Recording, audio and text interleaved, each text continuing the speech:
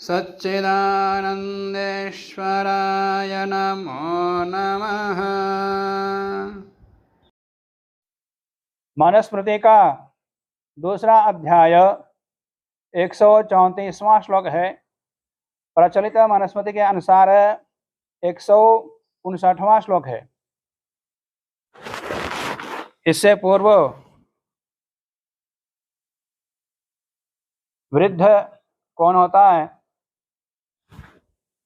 या सम्मान के योग्य कौन होता है, आयु के या विद्या से, आयु से या विद्या से या धन आदि से इत्यादि विषयों को बता दिया था। विद्वान सर्वत्र पूजित होता है सभी अवस्थाओं में, चाहे वह छोटा हो बड़ा हो। छोटों से पढ़ना पड़े तो छोटों से भी पढ़ना चाहिए, जैसे पिता लोग भी पुत्रों के आयु के समान वालों से पढ़ा करते थे। ये भी उदाहरण के साथ बता दिया था। अब आगे 134वें श्लोक में कहते हैं, अहिंसयैव भूतानां कार्यं श्रेयोनुशासनं वाक्चैव मधुरा लक्ष्मणा प्रयोज्या धर्ममिच्छता। अहिंसया एव भूतानां, भूतानां प्राणिनां, प्राणियों के, अहिंसया एव माने हिंसा भाव को छोड़कर, हिंसा भाव तात्पर्य मानसिक रूप से भी किसी को पीड़ित ना करते हुए, ईर्ष्या द्वेष वैर इत्यादि भाव न रखते हुए सब मनुष्यों के प्रति, सब मनुष्यों के श्रेय अनुशासनम कार्य, सबका श्रेय करना चाहिए, कल्याण करना चाहिए, भलाई करना चाहिए, ना कि किसी की हानि। वो दूसरा अपने कुछ हानि पहुंचा दिया तो भी इसने मुझे ये कर दिया ना, तो मैं उसका दोगुना हानि करूंगा, दूनी हानि कर दूंगा। इस प्रकार की ईर्ष्या भाव से नहीं, हिंसा भाव से नहीं, शरीर से भी, मन से भी, वाणी से भी दूसरों को दुखी न करते हुए कल्याण करना, कल्याण की भावना रखना। और यह विशेष रूप से विद्यार्थियों के प्रकरण में, ब्रह्मचारी के प्रकरण में बताया जा रहा है। चंचलता से, अज्ञान से, बचपना से व्यवहार में थोड़ा बहुत मनमुटाव हो जाता है, झगड़े हो जाते, बस वो ऐसा ही मन में बना के रखना, फिर वो परस्पर व्यवहार नहीं बनाता। तो व्यवहार नहीं बनता है तो फिर एक साथ रह नहीं पाते, एक साथ व्यवहार नहीं कर पाएंगे, रह नहीं पाएंगे, पढ़ नहीं पाएंगे। एक साथ रहते हैं, एक ही साथ पढ़ते हैं, खाते पीते हैं, तो व्यवहार बना के रखना पड़ता है, तो बड़ा बाधक होता। इसलिए ईर्ष्या भाव कुछ हो गया तुरंत वहीं छोड़ दो, खत्म हो गया।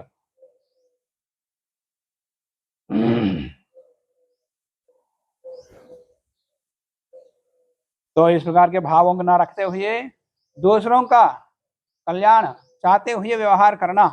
और मधुरा श्लक्षणा वाक प्रयोज्या, मीठी वाणी, चिकनी वाणी, श्लक्षणा माने मधुर बोलना, सत्य बोलना, दूसरों के हित की बात करना, अनापुंसी दूसरों को बहकाना। कुछ लोग हितकारी बन करके बहका देते हैं, वो खुद ही गिर जाता है और दूसरों को भी बहका देता है।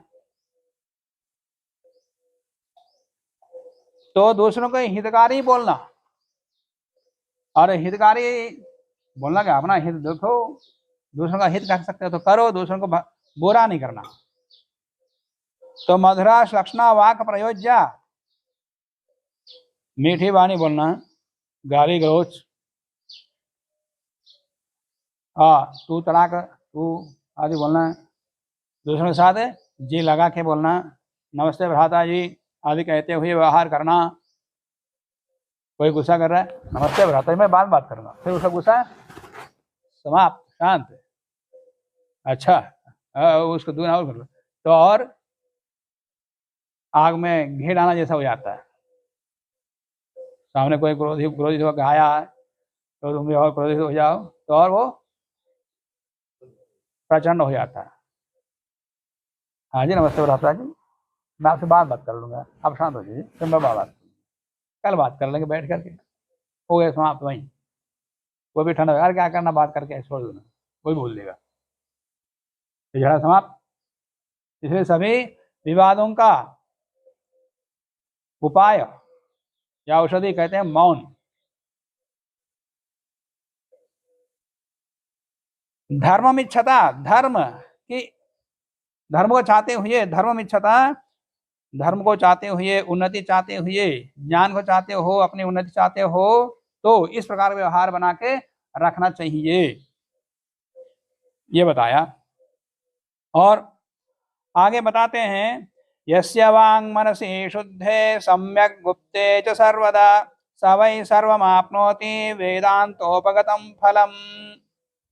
यस्य वांग मनसि शुद्धे, जिसका वाक मन, जिसकी वाणी, उसका मन शुद्ध हो, पवित्र हो, जिसमें कोई दोष ना हो, माने वाक दोष ना हो, झूठ बोलना, छल गड़बड़ के साथ बोलना इत्यादि दोष ना हो, मन में मलिनता ना हो। मन में मलिनता तात्पर्य अंदर कुछ बाहर कुछ इत्यादि भावों ना हो, तो इस प्रकार शुद्ध पवित्र हो तो, और शुद्धे च सम्यक गुप्ते सर्वदा, सदा शुद्ध और सुरक्षित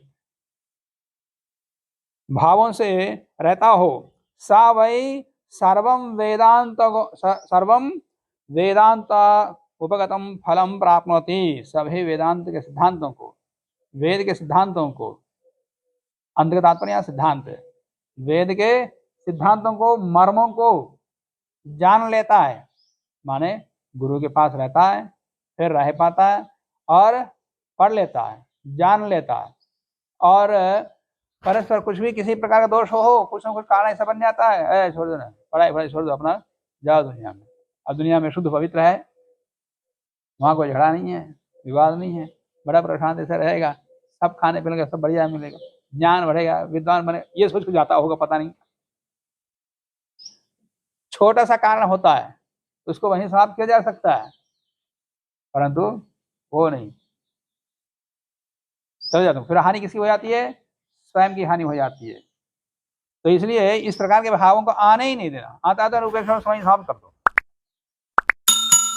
तो शुद्ध मन से, शुद्ध वाणी आदि व्यवहारों से रहेगा तो सर्वम वेदांतोपगतम फलम प्राप्नोति, वेद के सभी सिद्धांतों को, वेद के निष्कर्ष को जान पाता, रहस्य को जान लेता है।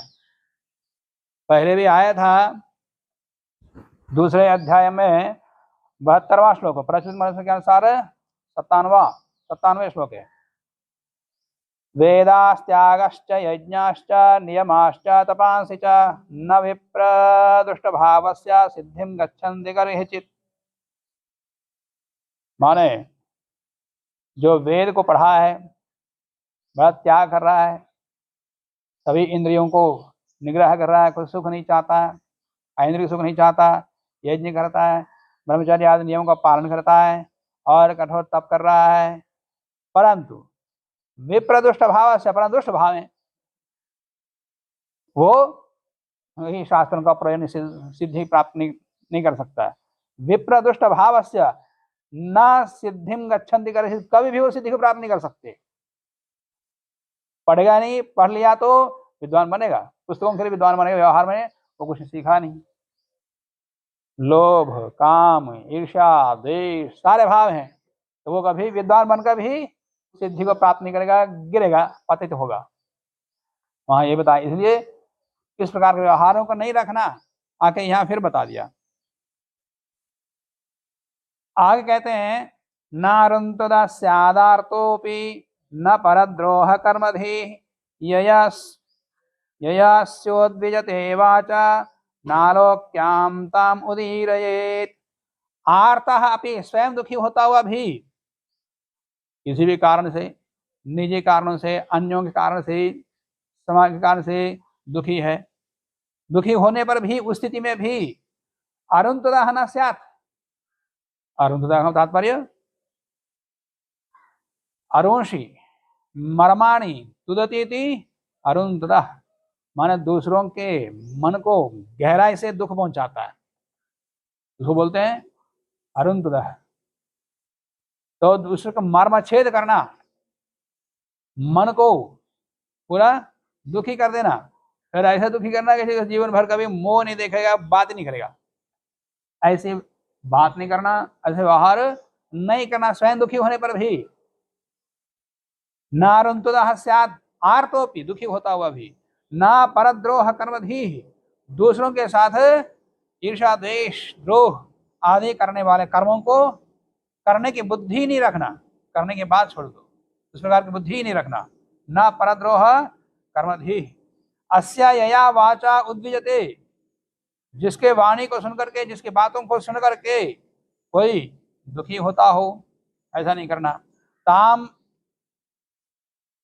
अलोक्याम न उदीरयेत, माने अप्रशंसित निंदित वाणी को नहीं बोलना।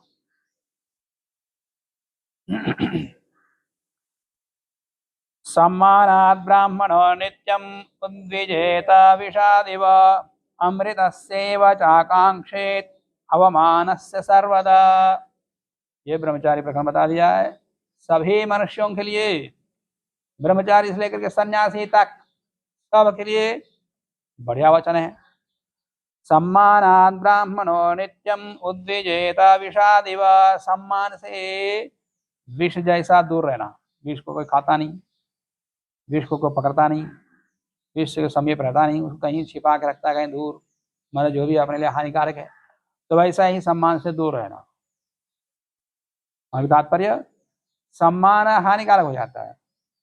सम्मान ठीक है, होता है, होना चाहिए, परंतु उसे इतना फूल जाता है वो अपने सम्मान को संभाल नहीं पाता है, फिर दूसरों को इतना अहंकार चढ़ जाता है कि दूसरों को देख नहीं पाता है। उसके लिए विष जैसा त्याग देने के लिए कहा है। समान अवस्था में ना, सम्मान से फूल करके अहंकारित होकर के, घमंडी होकर के दूसरों के प्रति अनुचित व्यवहार करने लगता, वो बाधक है। सम्मानात् ब्राह्मणो नित्यम उद्विजेत विषादिव, और अमृतस्यैव चाकांक्षेत अवमानस्य सर्वदा, अपमान को, निंदा को अमृत जैसा सेवन करो। उल्टा बता दिया ना, जो सम्मान है उसको विष जैसा छोड़ दिया, और जो अपमान है उसको अमृत के तुल्य सेवन करो। माने दूसरों को जो अपमान कर रहा है उससे ईर्षा द्वेष नहीं रखना, और बड़ा प्रसन्न हो जाओ उसके ऊपर, वो स्वयं ही उसकी ग्लानि हो जाएगी, और स्वयं का मन शुद्ध होगा, सहन शक्ति बढ़ेगी, ग्लानि उत्पन्न नहीं हो किसी के प्रति। किसी के प्रति ग्लानि उत्पन्न हो गई, किसी ने अपमान कर दिया और उसके ऊपर सदा ईर्ष्या भाव रखो जीवन भर। एक बार किसी ने कुछ अनुचित बोल दिया, एक बार बोल दिया और जीवन भर जाता, उसने मुझे वो बोला, इसने मुझे ये बोला, जब पे प्रसंग आता है वही याद करेगा, उसने मुझे ये बोला, और वही जीवन भर याद करता, आवृत्ति करता है। वो बोला एक बार, जीवन भर वही याद, तो कौन दूषित हो रहा, जो बोला वो, ये जो याद कर रहा है, ये तो याद कर रहा है। वो जो एक बार बोला है तो ठीक है, एक बार बोले उसको जितना लगना तो उसको थोड़ा दोष लगेगा, बार बार बार याद करके उसके प्रति ईर्ष्या भाव रख करके अंदर पता नहीं क्या हो रहा हो, तो जीवन भर ये खत्म कराना। तो अपमान को अमृत जैसा, हाँ ठीक है, और बोलो, और कुछ बोलने का बाकी है, कुछ हो तो वही बोलो। तो संयमी व्यक्ति ऐसा करते हैं, आराम से सुनते हैं, और कुछ बाकी है तो और ही बोलो, सुन लेंगे, भगवान ने कान दे दिया है। स्वामी नारायण के जीवन में देखते हैं, एक बार नदी के किनारे में सुबह सुबह तो नदी किनारे में कहीं जंगल में जाके ध्यान करके उठे ही थे, तो एक आदमी आया, गाली शुरू कर दिया, गाली पाठ शुरू कर दिया, क्योंकि वो नास्तिक है, बुद्ध आदि आदि बुद्ध का खंडन करते, देवताओं का, देवी देवताओं का खंडन करता, आदि आदि पता क्या क्या गाली दे दिया। तो मुझे सुनते रहे, हो गया पूरा, आ जाओ, वो पीटेगा कहीं। भक्त लोग कुछ देते हैं, फल फूल देते हैं, मिठाई मिठाई, उसको लड्डू दे के उसको दे दिया। ये कैसा आदमी है, मैं इसको गाली इतनी देर तो गाली दे दिया, ये मुझे उल्टा ये लड्डू दे रहे हैं, चला गया। फिर दूसरे दिन आया, फिर वैसे गाली दिया, फिर एक उसको खाने के लिए देखी गया, तो 2-3 दिन उसको खुद खिलानी हुई, तो मैं वैसे ही गाली बकता जा रहा हूँ और ये मुझे उल्टा प्रसाद दे रहे हैं, तो वो छोड़ दिया। और डांटे तो अगले दिन आपको और याद करता है वो। इनको भी सहन शक्ति बढ़ गई ना, योगाभ्यास करने के वालों को ये साधना है। तो इसलिए कहते हैं वो अमृत है। दो कोई दूसरा कहता है कोई विकार नहीं आना, शांत रहो, तो द्वंद्व सहनम तब भी कहा जाता है। तो जब तब की परिस्थिति उपस्थित होती है तभी तब नहीं किया, वो सहन नहीं किया, तो फिर तब कहाँ रहा।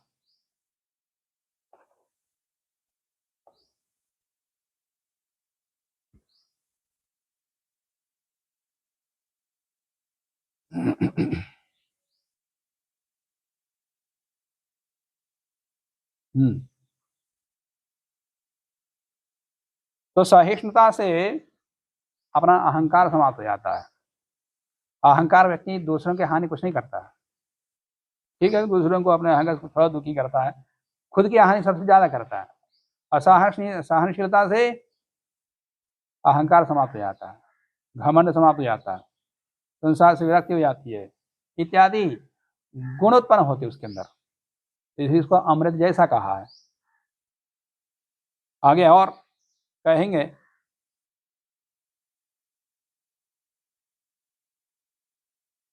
अतिवादांस तीक्षेता नवमन्येत कंचन, आगे आ रहा है 6ठे अध्याय में,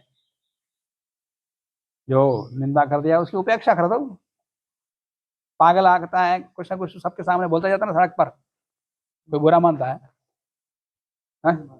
कोई बुरा नहीं मानता ना, अरे पागल है, उसको देखते ही नहीं, सुनते ही उसको सुनते ही नहीं, वो अपना बकता जाता है, चलने वाले चलते रहते हैं। वही इसी को, उसी की उपेक्षा किसको बोलते हैं, इसी के लिए उदाहरण दे रहा हूँ। उसको देखना ही नहीं, सुनना ही नहीं, पागल बोल रहा है, बक बक पता नहीं क्या क्या गाली बकता जा रहा है, और कोई भी देखता ना हो इसको ऊपर ऐसे चढ़ जाता है जैसे अब युद्ध करने आ रहा हो, परंतु कोई बुरा नहीं मानते, उसको देखते ही चले जाते। तो संसार में जो कुछ भी बोलता है उसको उपेक्षा भाव से इसी प्रकार से रहो, फिर आदमी दुखी नहीं होता, आराम से सोएगा, आराम से रहेगा, अपनी साधना करेगा। पढ़ने वाला विद्यार्थी पढ़ेगा, साधक साधना करेगा और अपना काम करेगा, और नहीं तो उसी को करेगा, रात को भी नींद नहीं आएगी, वो उसने मुझे ये बोला, मुझे ये किया उसने, अब उसमें कैसे करूं, क्या वही सोचता रहेगा, वो नींद ही उड़ जाती उसकी, सारे काम रुक जाते।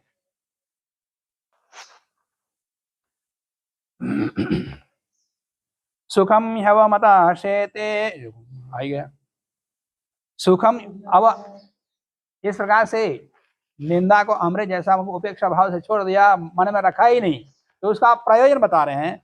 सुखम ही अवमतः हर्षेते सुखम च प्रतिबुध्यते सुखम चरति लोकेस्मिन् अवमंता विनश्यति। जो अपमान कर रहा है वो विनष्ट हो जाएगा, पर उससे ज्यादा दुखी हो जाओगे, तुम नष्ट हो जाओगे। पर तुम उपेक्षा भाव से रहो तो सुखम ही अवमतः शेते, रात भर पर आराम से सोएगा, और सुखम चा प्रतिबुद्धते, प्रतिबुद्ध होकर के जाग करके दिन में भी आराम से सुखपूर्वक रहेगा।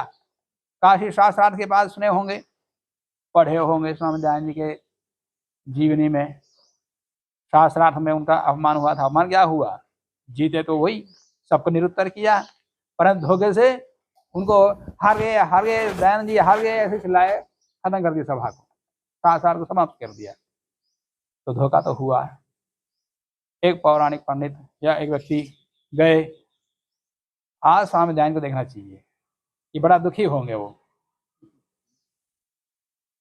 कि जनता तो जानती है कि धोखे से उनको हरा दिया है, तो इतने बड़े विद्वान, अकेला आदमी, इतने विद्वानों को 300 से ऊपर विद्वान है, सबको हराया, और फिर भी खुद हारित घोषणा हुई, अधोगा हुआ, तो कितना दुखी होगा, एक बार जाके देखते हैं। बड़े खुशी से टहल रहे थे रात का चांदनी में, रात के चांदनी में बड़े प्रसन्न थे, कोई दुखी नहीं।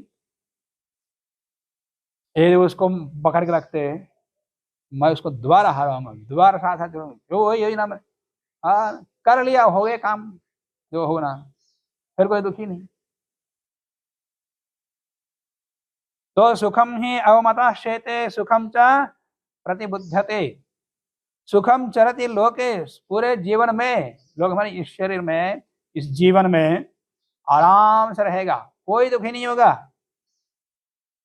परंतु अवमानता च विनश्यति, जो अपमान करने वाला है वही विनष्ट होगा। जिसको अपमान किया उसको कुछ नहीं होता।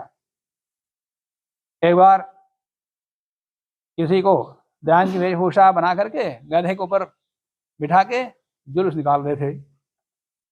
स्वामी जान के पास आए, एक ध्यान को बना करके गधे के ऊपर बिठा के जुलूस, वो चप्पल के माला बना करके गधे के ऊपर बिठा के आपकी जुलूस निकाल रहे हैं।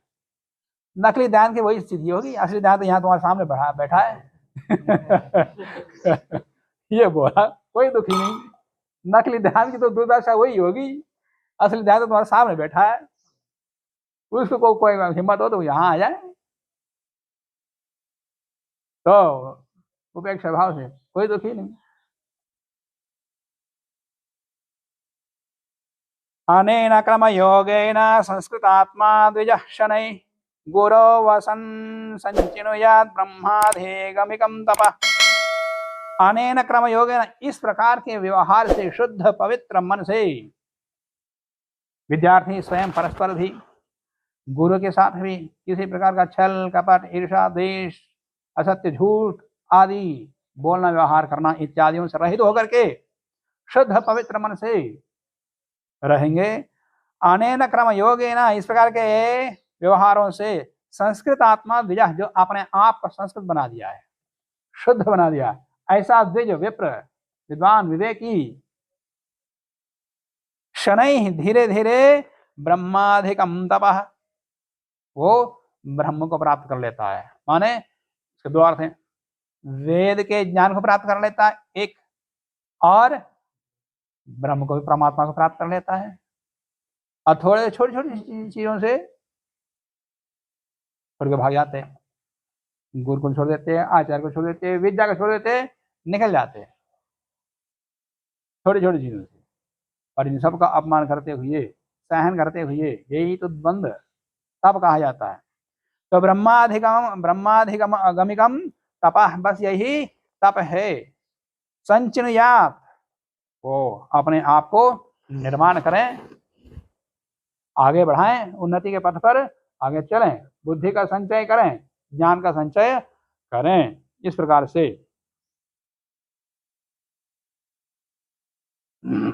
गुरु वसन, गुरु के पास रहते हुए, आजकल तो मोबाइल कुछ भी छोड़ सकते, मोबाइल नहीं छोड़ सकते। बहुत सारे लोग जब स्वीकृति के लिए फोन आता है, नियम बताता हूँ, उसमें ये भी नहीं, भाई मोबाइल जमा करना पड़ेगा, अरे ये तो बड़ा अनर्थ हो जाएगा। तो हम नहीं रह पाएंगे। और को आते भी हैं, फिर मोबाइल जमा कर दिया बड़े मुश्किल से, और उसके बाद एक आध दिन के बाद मैं नहीं रह पाऊंगा, फोन चाहिए, जाऊंगा। ठीक है, फोन ही कल्याण है, फोन ही से ही कल्याण होगा, इत्यादियों को सब छोड़ना पड़ेगा। आगे कहते हैं, तपो विशेषैर्विविधैर्व्रतैश्च विधिचोदितैः वेदः कृष्णोऽधिगन्तव्यः स रहस्यो द्विजन्मना। द्विजन्मना माने जो द्विजत्व को प्राप्त करना चाहता है, दूसरे जन्म को प्राप्त करना चाहता है, उस व्यक्ति को विधि चोदितैः, विधि के साथ, जैसा शास्त्रकारों ने विधान किया है, उन विधि विधानों के साथ, तपो विशेषैः, तपों के द्वारा, विशिष्ट तपों के द्वारा, द्वंद्व सहन, अभी तो जो बताया द्वंद्व सहन, गाली घोष निंदा, बोलो ददतु गालिम गालिवंतो, आप गालिमान है, गाली दो, अरे धनवान हो धन देता है, जानवान जान देता है। आप तो गाली वाले हैं, गाली इकट्ठा कर रखे हैं, तो गाली का दान करेगा और क्या दान करेगा? चुपचाप मौन हो जाएगा वो। तो बस यही तप है, इस प्रकार का सहन करता हुआ अपने को पढ़ना है, बस देश देश कुछ देखना ही नहीं, क्या सुविधा है क्या सुविधा नहीं है, आचार्य कैसा है, गुरुकुल कैसा है, भोजन कैसा है। कोई कोई फोन में पूछता है वहाँ भोजन कैसा है, यहाँ भोजन मिलता ही नहीं, बोल देता हूँ। वहाँ कैसा भोजन, क्या भोजन कैसा, वहाँ भोजन मिलता ही नहीं। खाने के लिए हवा है, पीने के लिए पानी है, और रहने के लिए पेड़ है, अब पढ़ने के लिए मिल जाएगा। पढ़ना हो तो आ जाओ, यहाँ कुछ है ही नहीं। वो पहले ही आने से पहले ही पूछ रहा फोन पर, तो फिर आने के बाद पता क्या क्या देखेगा। तो पढ़ने का उद्देश्य फिर दूसरा कुछ देखता नहीं है, बस पढ़ना है, कोई सुविधा नहीं देखता। तो विधि चोदित ही तपो विशेष ही इत्यादि के तपो विशेषों के द्वारा विविध ही व्रत ही अनेकों व्रतों, व्रत क्या है? ब्रह्मचर्य व्रत का पालन करना, सभी इंद्रियों का संयम करना, और विशेष करके जीभ को नियंत्रित करना। अरे यहाँ तो फीका फीका मिलता है, हैं? कोई बनता नहीं विशेष, तो जीभ मचलने लग जाए, फिर मन खत्म हो जाता है, फिर बढ़ेगा नहीं।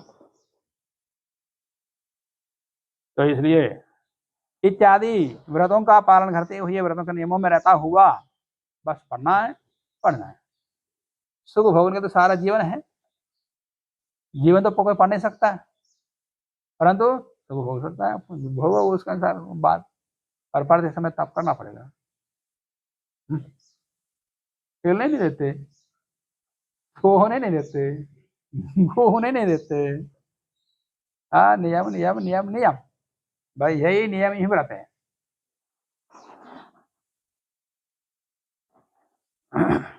कृष्ण वेद इस प्रकार से नियमों में रहते हुए, विधि विधान के साथ, तप के साथ, व्रतों का पालन करते हुए, कृष्ण वेद संपूर्ण वेद सारहस्य हो, रहस्य के साथ, मतलब उपनिषद आदि आध्यात्मिक विद्याओं के साथ, रहस्य इसलिए बोलते हैं सभी शास्त्रों का निचोड़ है वो। सारे शास्त्र पढ़ लिया और आध्यात्मिकता है ही नहीं, न धार्मिकता है, तो फिर शास्त्र पढ़ना बेकार है। तो शास्त्र के जो तत्व है, सिद्धांत है, पढ़ना अलग है, और इस पर आचरण करना, व्यवहार करना, वो यथार्थ में ज्ञान है। बहुत सारे लोगों को पढ़ लिख करके विद्वान बन करके गलत काम करते हैं। तो पढ़ा लिखा ऐसा क्यों करता? अज्ञान है। अज्ञान के तो पढ़ा लिखा अच्छा विद्वान है, विद्वान केवल पुस्तक के लिए, पर अंतरात्मा से क्या मानता है? वो जो करता है वही तो मानता है, जो मानता है वही करता है। पढ़े हुए को मानता है तो फिर वो उस प्रकार गलत काम नहीं करता। अरे वो तो पढ़ने के लिए है, या पढ़ाने के लिए है, या उपदेश के लिए है, प्रवचन के लिए। हमारा निजी व्यवहार में तो पैसा चाहिए आदि आदि, उसके लिए फिर नाना विभिन्न प्रकार के अनैतिकता कर्म करना, या अनेकों सुखों के लिए अनेक गलत काम करना, तो ये तो अज्ञान है, तो और क्या है?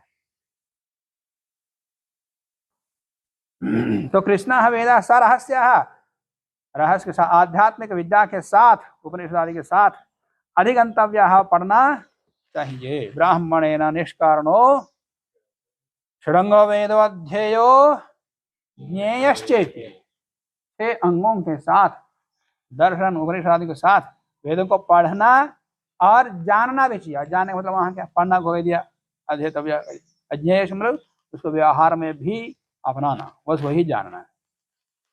और यहाँ वही कहा कृष्ण वेद सरहस्य, रहस्य के साथ, माने सभी शास्त्रों के साथ, अधिगंतव्य पढ़ना चाहिए इत्यादि बता दिया।